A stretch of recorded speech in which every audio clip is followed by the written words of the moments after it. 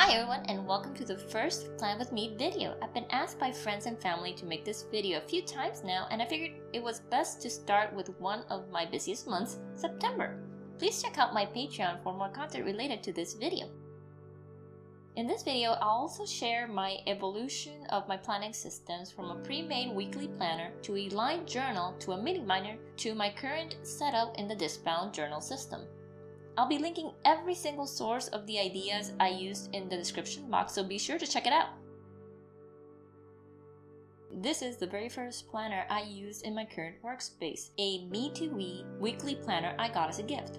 I love how pretty it is, and I used it for a few months as my all-in-one planner. I quickly realized I needed a more dedicated agenda with more space for tasks, so I kept two planners at a given point. I really like the idea of having a brain dump area just before the month started. It also had a lovely calendar spread that I used for appointments and events. What I really liked of this planner was having a column for every single day of the week and margin sections, menu planning at the bottom, and to-do list on the side. Now to the journal per se.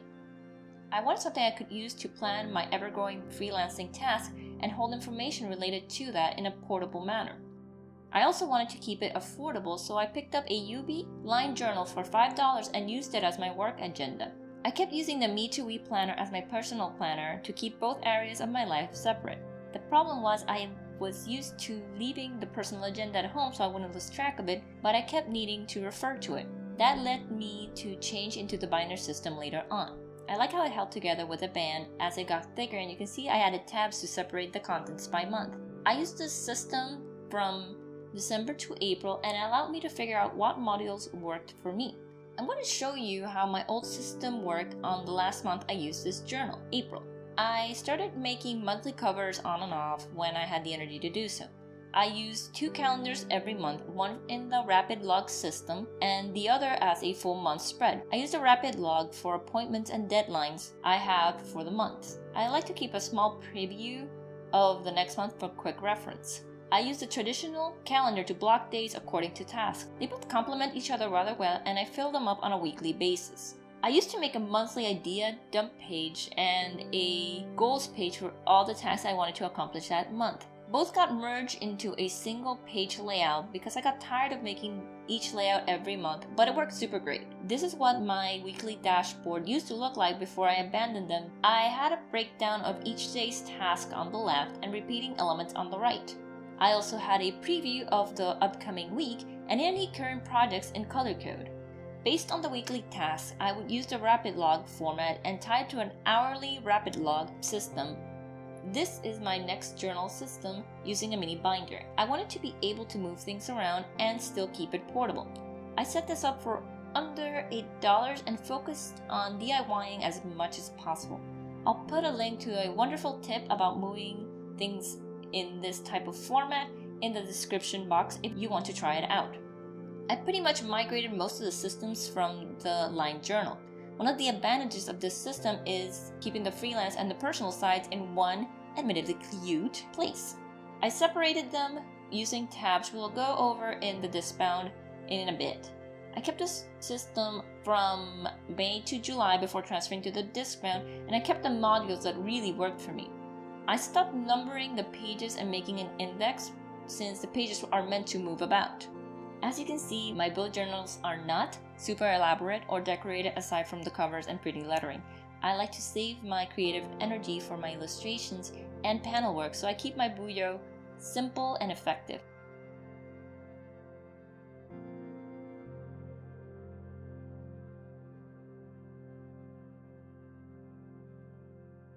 I made a little key card with my personal symbols and color coding to remind me if I am out of practice. Finally, this is my current journal. It's a Staples Arc System disc-bound that I set up with the help of my sister.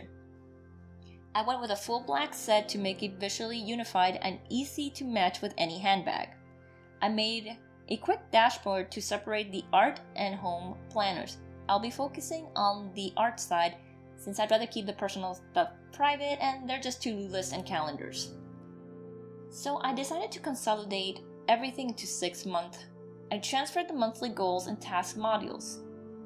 I covered some stuff up, but I go every month and write down the big goals for the month as reference for the later planning. New to this journal are the art spending page, where I write what I spend to keep me more accountable, and the milestones to collect the milestones as they happen. Also new to this journal is the social media tracker. Please check out my Life in a Bullets video where I picked up this idea for my journal. It's a great way to keep track of your content. Link is in the description. I use it to track my Instagram, YouTube, Twitch, blogs, shop, comic, and Patreon. The last edition is a commissions and promotions tracker. I made this as an analog way to track them along with a spreadsheet I keep digitally.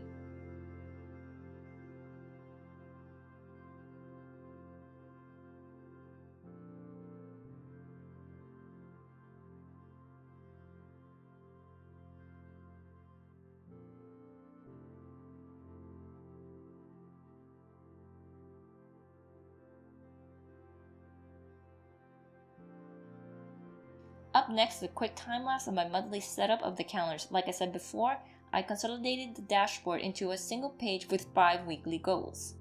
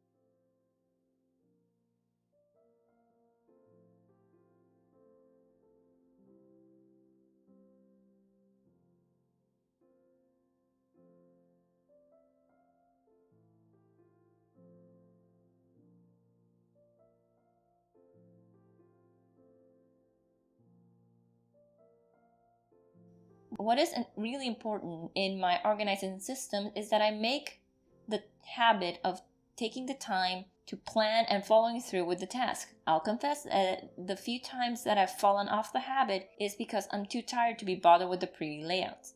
I've committed to be simple and efficient, but I always appreciate a beautiful layout for the artwork it is.